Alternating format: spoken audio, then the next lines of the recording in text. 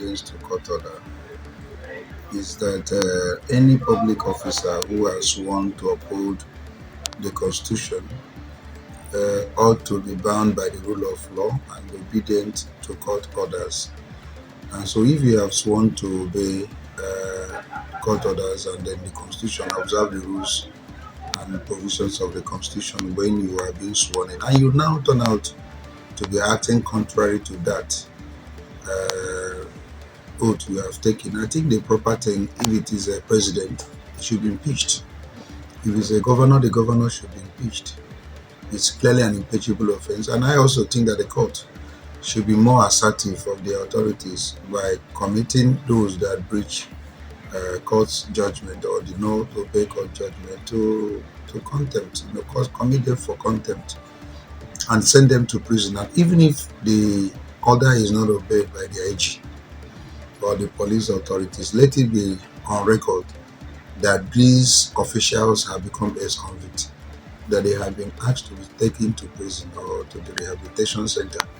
That will be the position I will advise the judges to adopt for any disobedience to the court order. The court must be very assertive and ensure that they rein in that individual and make a pronouncement as to the person's conviction, whether it is obeyed or not. But it will be on record that that person has been convicted by the court. That is my position with regards to that. There was a Supreme Court ruling that was delivered, I think, last week, in which the Supreme Court asked every party to maintain status quo, to maintain the issue of extending the deadline. I mean, they were trying to put a definite time within which to stop the acceptance of the old note as a legal tender. The Supreme Court now had a case that was filed by 3 state governments challenging that issue of a deadline.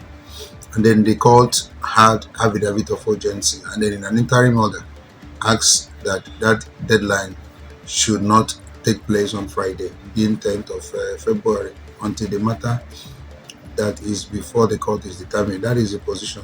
So today again, because of many other states that have joined, the Supreme Court had to adjourn to 22nd of April. So my take on the position of the law is that that particular deadline that's supposed to end on the 10th of February is clearly now extended until the Supreme Court makes a final pronouncement on the status of that deadline. That is actually the position, because 3 state governments went to court timelessly in order to ensure that that deadline is not complied with, since they allege some grievances against their citizens.